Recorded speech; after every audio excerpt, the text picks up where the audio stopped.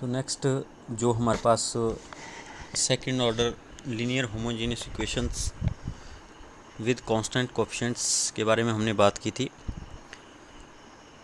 जो कि a d square y upon d x square plus b d y upon d x plus c y equal to 0 के बराबर, इस तरह की जो इक्वेशन होती है हमारे पास, उनको सॉल्व करने का मेथड हमने अभी देखा था। y इक्वल टू हम ई रेट पर यू एक्स लेते हैं, फिर ई रेट पर यू एक्स लेके d y d square y upon d x square इस इक्वेशन नंबर 1 में पुट करते हैं, और हमारे पास एक क्वाड्रेटिक इक्वेशन आती है। क्वाड्रेटिक इक्वेशन के रूट्स हमारे पास 3 तरह के होते हैं, तो उन तीन तरह की सिचुएशंस पे बेस्ड हमारे पास हम इस डिफरेंशियल इक्वेशन का जो है सॉल्यूशन निकालते हैं। तो ये हमने लास्ट लेक्चर में देखा था। तो यहाँ पे हम इससे रिलेटेड प्रॉब्लम्स करेंगे।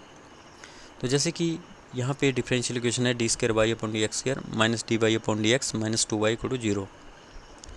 तो यहाँ पे y इक्वल टू अगर हम ई रेट पर यू एक्स लें तो d y upon d x हमारे पास यू ई रेट पर यू एक्स होगा, और इसको हम दोबारा से डिफ्रेंशिएट करेंगे तो d square y upon d x square equal to u square into e rate पर यू एक्स हमारे पास बनेगा। तो ये तीनों value y equal to e rate पर u x, d y upon d x और d square y upon d x square, अगर हम इक्वेशन नंबर 1 में पुट करेंगे तो हमारे पास ये इक्वेशन इस तरह से बन जाएगी। इसमें ई रेट पर यू एक्स तीनों में कॉमन है, जिसको हम बाहर ले सकते हैं। तो ई रेट पर यू एक्स को हमने y बोला हुआ है, तो इसको हम 0 नहीं ले सकते। जो चीज़ हमने कंसिडर की है, हमने 0 नहीं कंसिडर की है, कुछ वैल्यू कंसिडर की हुई है, तो इसलिए ये 0 नहीं हो सकता। इसका मतलब you square minus you minus 2 will be 0। और जब हम इस क्वाड्रेटिक इक्वेशन के रूट फाइंड आउट करेंगे, मतलब u को फाइंड आउट करेंगे, तो वो हमारे पास minus b plus minus of under root of b square minus 4ac/2 हमारे पास आता है, जो कि रूट्स हमारे पास जो 2 और -1 आ जाएंगे। अब ये दोनों रूट जो हैं ये डिफरेंट भी हैं और रियल भी हैं, तो इसलिए पहला रूट हमारे पास y रेट पर ई रेट पर u1x आएगा, तो u1 हमारे पास यहाँ पे 2 है, और दूसरा root y2 equal to e rate power u2x, तो u2 हमारे पास दूसरा रूट है जो कि -1 है, तो यहाँ पे ई रेट पर -x आएगा। तो इस यहाँ पे हमारे पास 2 रूट्स आए, एक ई रेट पर 2x, एक ई रेट पर -x।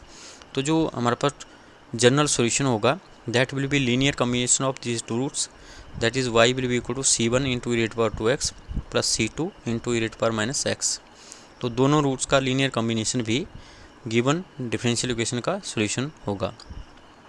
सेम वे में यहाँ पे हमारे पास ये वाली डिफरेंशियल इक्वेशन है, तो इसका हमने रूट यहाँ पे सॉल्यूशन निकालना है। लेकिन यहाँ पे इनिशियल कंडीशन हमारे पास जो गिवन है, इनिशियल कंडीशन यहाँ पे क्या है कि at x equal to 0 y is equal to 4।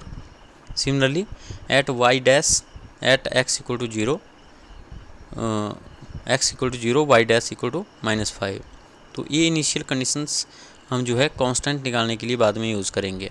जो कांस्टेंट यहाँ पे जैसे इस इक्वेशन में हमारे पास रह गए थे, तो इन कांस्टेंट को निकालने के लिए वहाँ पे हम इन 2 कंडीशंस का यूज़ करेंगे, जिनको हम इनिशियल कंडीशंस भी बोलते हैं कि x इक्वल टू 0 पे y की वैल्यू 4 है और x इक्वल टू 0 पे d y upon d x की वैल्यू -5 है। तो ये हमारे पास डिफरेंशियल इक्वेशन है। अगेन इसमें हम y equal to e rate पर यू एक्स लेंगे और d y upon d x निकालेंगे और d square y upon d x निकालेंगे। फिर हम इस इक्वेशन हम डिफरेंशियल इक्वेशन में पुट करेंगे। तो जब इसमें हम ये वैल्यू पुट करेंगे तो हमारे पास एक क्वाड्रेटिक इक्वेशन यहाँ पे आ जाएगी। ई रेट पर यू एक्स 0 नहीं हो सकता, तो you square minus you minus 12 will be 0। तो ये हमारे पास जो इक्वेशन आई, इसमें हम रूट्स निकालेंगे फॉर्मूले से, जो कि क्वाड्रेटिक इक्वेशन के रूट्स का formula -b plus minus under root of b square minus 4ac divided by 2a होता है।